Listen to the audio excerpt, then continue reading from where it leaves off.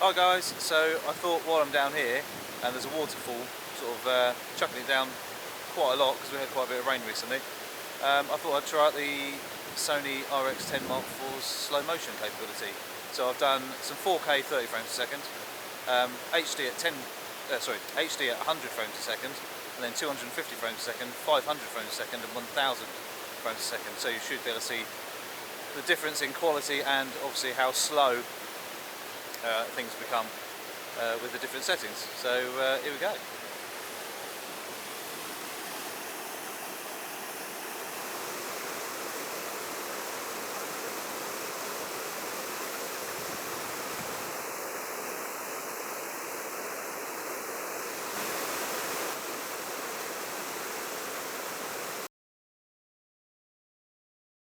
So with the 100 frames a second slowed down 4 times, the sound was all distorted. It sounded quite electronic-y, sort of weird.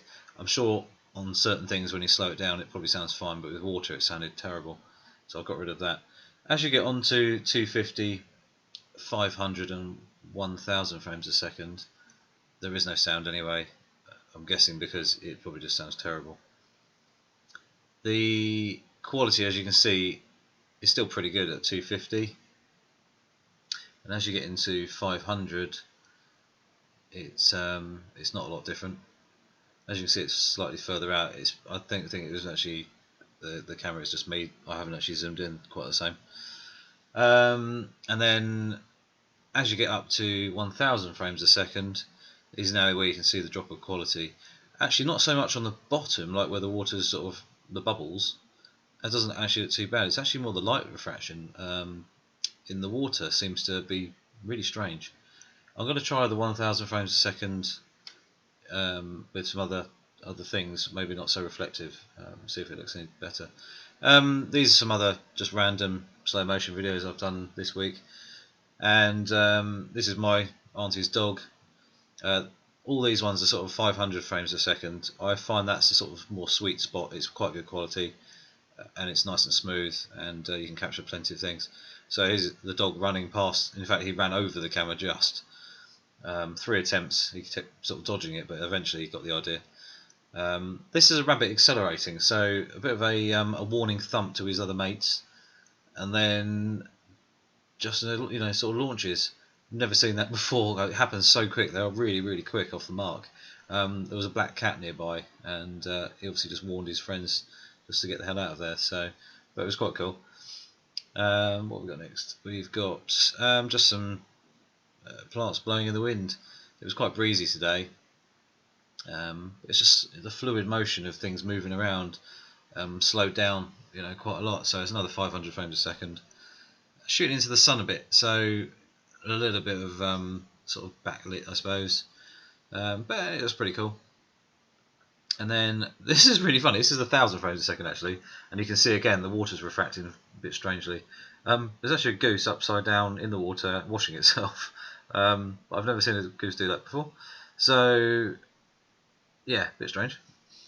But he's obviously enjoying it, having a bit of a flap there. Water droplets going around. I mean, I was flat out at 600mm. He was about 200 meters away.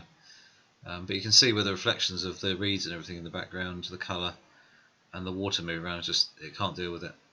This is 500 frames a second and an aeroplane at probably 25,000 feet plus, doing 500 miles an hour, I imagine, or thereabouts. Cruising past, slowed down. So that looks quite cool. All these, by the way, are handheld. I've not used a tripod at all.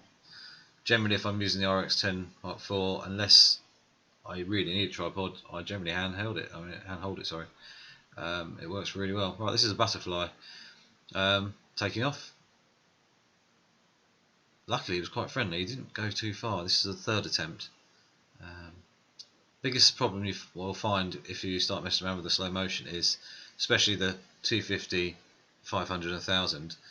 It's once you focus, that's it.